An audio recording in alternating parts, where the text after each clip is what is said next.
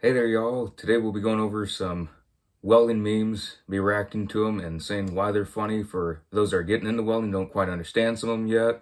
And for all the welders that just want to chillax through a video, this is probably the one to do it. We're just going to be having some fun, going over some memes, and just having some fun with it. So, this first one here, amazing to see what a year of welding can do to you. And yeah, after your first year of being in the field welding, feels like you get old fast. And everything just dries out, you're sore, you feel like an old man after your first year of welding because it's nothing like welding school. If you go welding school to the field, it's a little bit of a shocker because some students think welding's great. We'll be in here for 2 hours a day. We learn how to weld and our welds look good after 2 hours. We'll try and do that for 8, 10, 12, 14 hours a day. Things get a little different when you're welding all that time. So, yeah, that definitely makes sense. This next one. I almost want to see someone try this as long as I'm not standing near it, because this thing, that's a weapon for the apocalypse. Yeah, that's a nice photo, but I ain't gonna try that. I've tried some hokey stuff before, but nah, I ain't trying that. So for some of the newer welders that might not understand why you shouldn't put not even this scenario, but a 9-inch grinding disc on a 4.5-inch grinder, one, you might take your digits off, and that's not a good idea. But there's different RPM ratings for the different discs. So if you have, say, a 4.5-inch grinder, it's going to be spinning faster than what a 9.5-inch grinder would. But a 9-inch grinder is going to be spinning faster on the outside because of the physics of it. If you have something starting here and the outside is spinning here, and you put something that the outside is over here, it's going to be spinning faster out here than it is here. It may sound confusing, but that's how it works. And some of those 9-inch grinding discs will explode.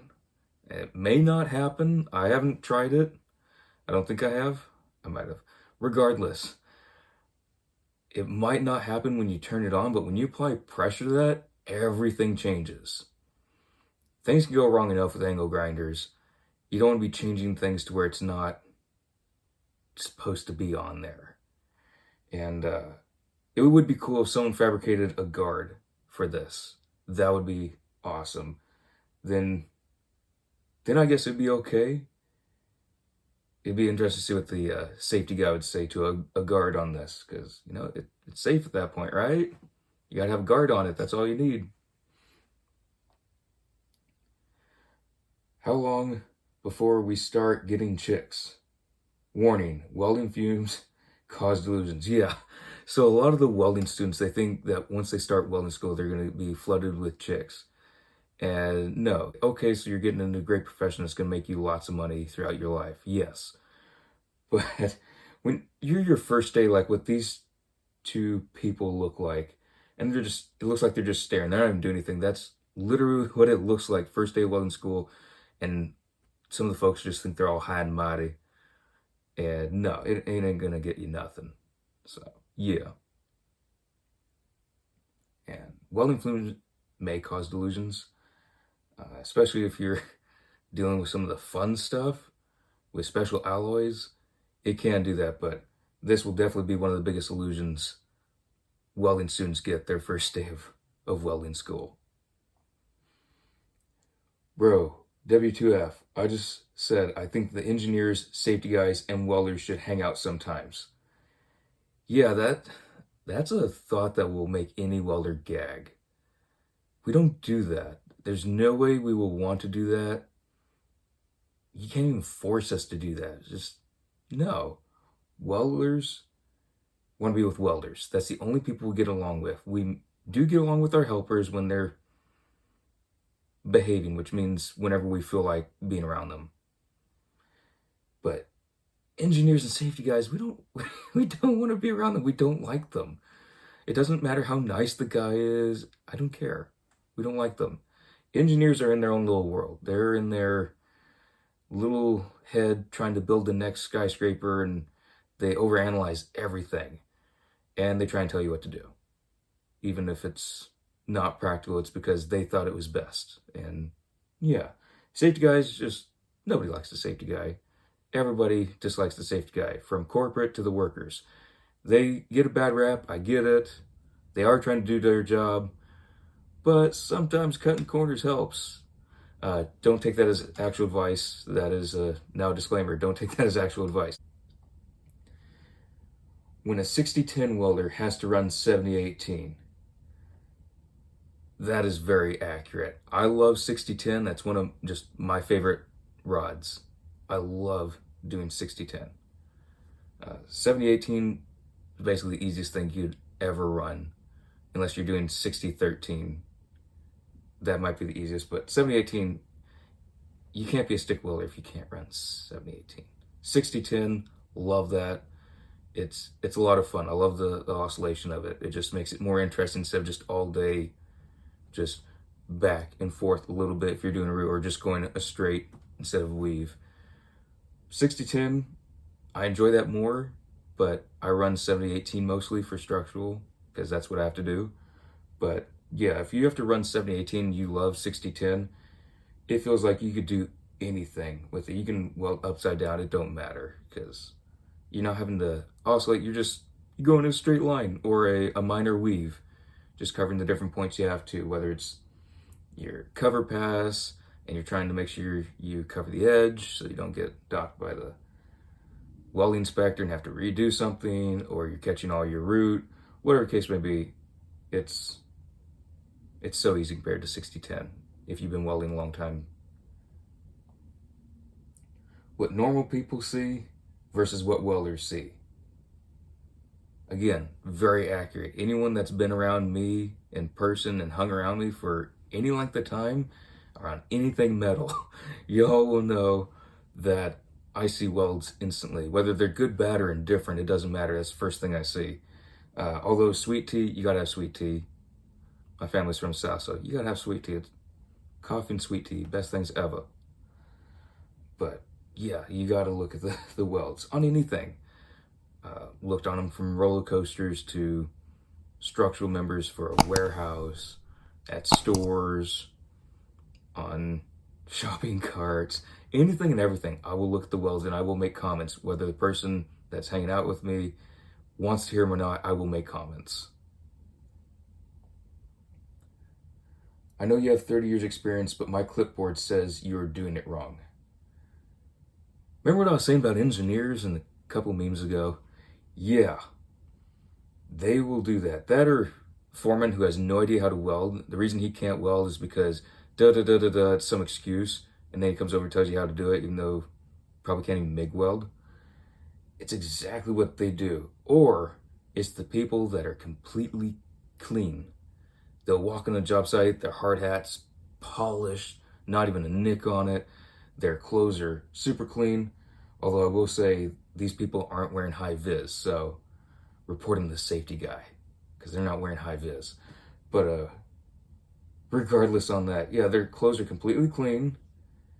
No tools or nothing, but their magical clipboards are always with them, ready to write you up or tell you what you're not doing right because their clipboard says it's not right. Had that happen so many times,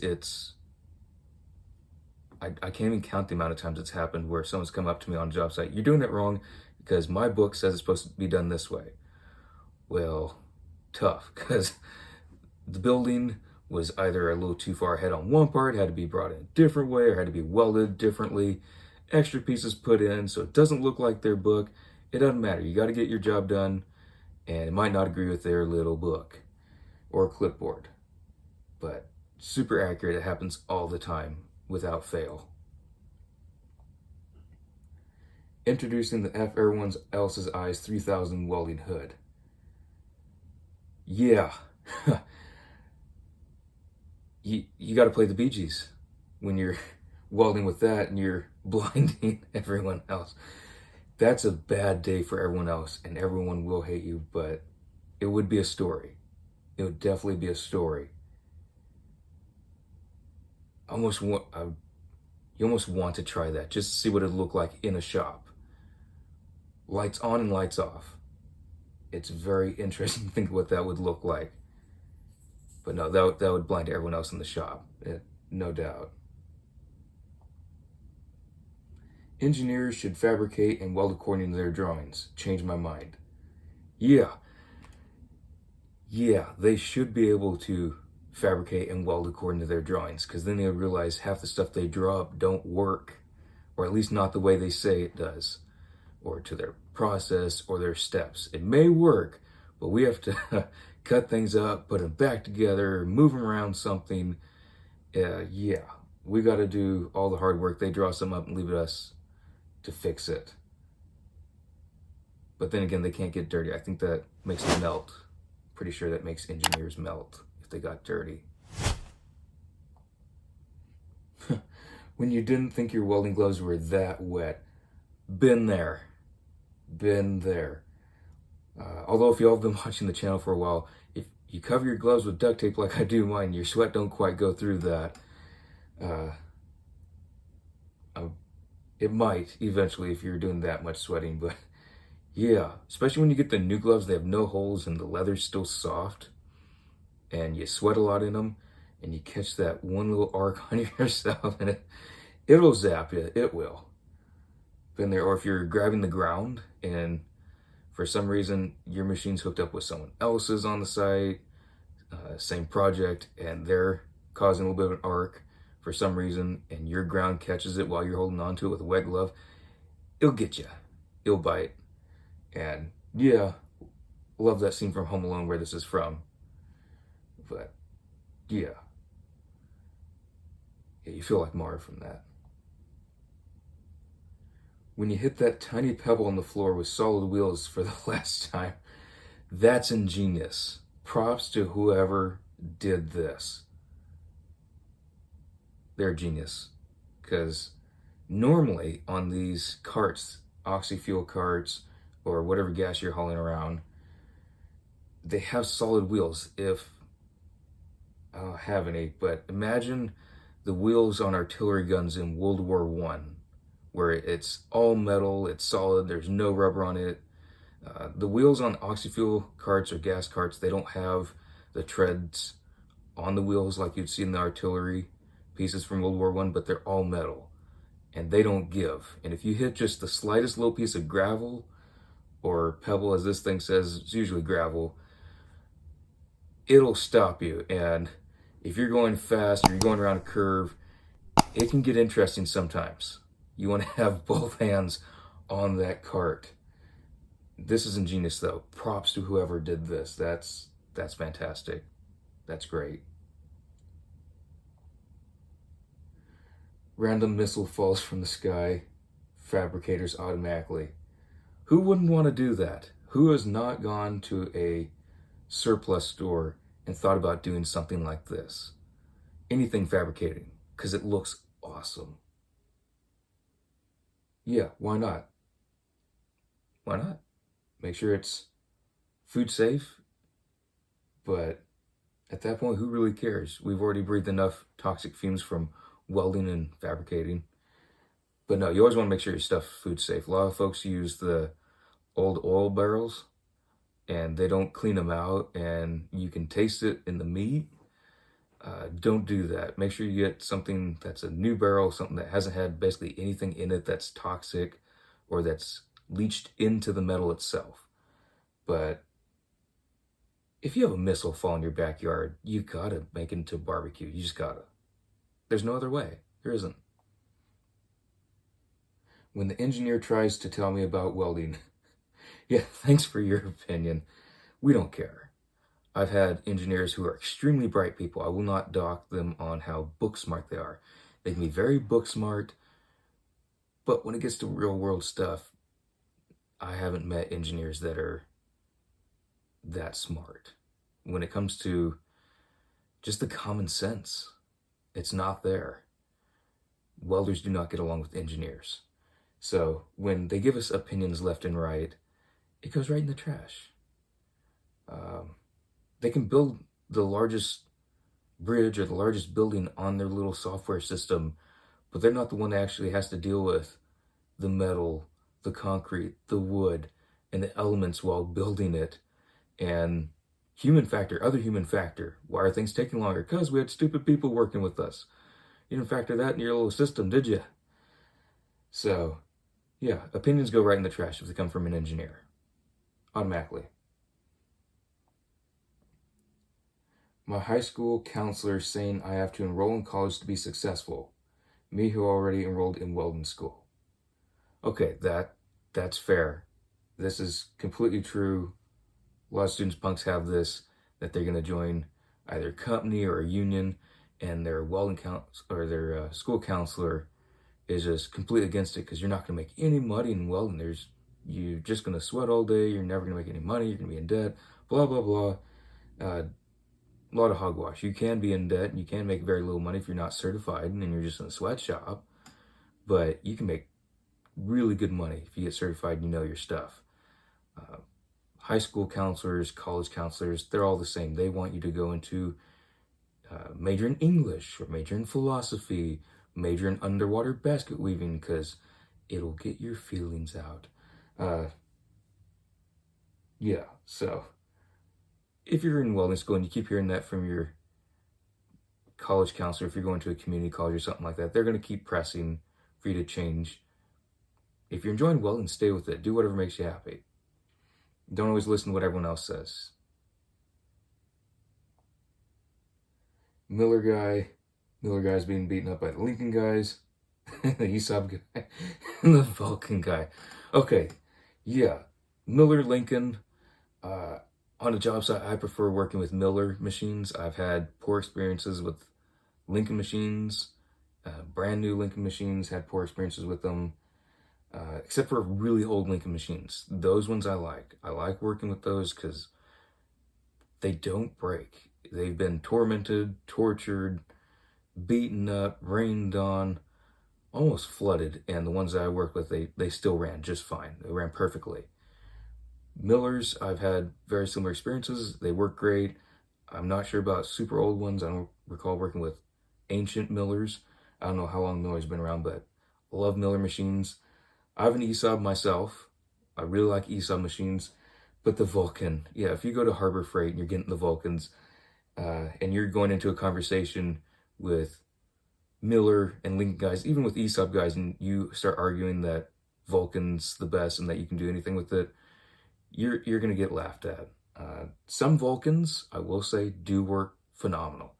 Others, if you buy it from Harbor Freight, we kid around that their return policy is 30 days or the life of a machine, whichever comes first. So that should tell you. But I will say some Vulcans do last a really long time and they perform great. And so I can't completely diss them because they do have some machines that work great. Sometimes just luck of the draw. More so than the other welding machine manufacturers. So we have manager and worker. You just broke 5 OSHA regulations. They're more like suggestions. Okay, we've all done that. If you've been in the trades long enough, you've broken OSHA rules because you know you can do something around it, because you know you're safe about it without completely putting yourself or someone else in danger. And the OSHA rule is just more of a suggestion. And so a lot of us have done that. Very true. I do recommend to all my students and punks that they don't break OSHA rules because to be as safe as possible, I will never put any of my crew in danger or anyone else's crew. I've skipped different rules, but that's me. So if something happens to me, it's me. But I do tend to stay as safe as possible and follow as many rules as possible. Any of the rules I do break, they're very minimal. It's not like I'm walking all day on beams untied. I do hook off all the time on those. If it's something else, it's very minuscule, or I'm doing a slight transfer one beam to another. Even then, I do like tying off, so it's much less than before, but rules get broken from here to there, even if they're minimal. When you accidentally leave the helmet in grind mode. Yeah, it's a shocker when you do that. And sometimes you stare at it because you're puzzled while you're being blinded. I really like when I'm on site and I'm doing lots of welding, I like just my solid shade, just my flipper chipper hood, instead of auto darkening. That way I don't have to worry about batteries, or if I drop it or it falls several flights, it's not gonna break. I can just switch out the shade because I keep extra shades with me. But then I don't have to worry about the auto darkening breaking or batteries going bad or anything like that. But definitely been there to where I had something set on grind or batteries went out and it did not work. And yeah, you fry your eyes. So you'll hear it. If you're in a shop and someone does that, you'll most likely hear it. So I do have credit to all the meme owners or posters on here. Thought it'd be funny to go over. So if some of y'all don't understand some of the memes, you're in welding school. A lot of welding students like to go over welding memes, but some of them don't quite understand them. So you hear funny reasons why they think it's funny, which turns out to be quite sad because you look at them like, you don't quite get that. So we're going to go over some other stuff in the future of reacting to different welding videos or welding images and what's either wrong with them or what's great with them, things that can be improved. There's always room for improvement on things unless it's a special technique that are on different videos. Those are great to share as well because it's really cool to see those. Even if it's way above someone's skill set, like there's welds above my skill set, I enjoy seeing them because it's awesome. It's great. We're welders. We enjoy seeing that stuff. So hope you all enjoyed seeing the reaction video. We got more learning videos in the future and some more of these hopefully planned in the future as well. If you enjoyed this video, go ahead and give it a like. If you want to see more content like this, go ahead and hit that subscribe button. But don't forget to hit the notification bell as well. That way you'll be notified of all videos being published in the future. And share this video if you have any buddies that are into welding or are going to welding school, welding apprentices, or if they're thinking about getting into the field of welding. We have a lot more videos coming up with welding knowledge or tips and tricks, along with different details about different tools that's used in the trade. So go ahead and share it with them. That way we can pass more knowledge along. Stay safe on the job site, y'all, and we'll see y'all in the next ones.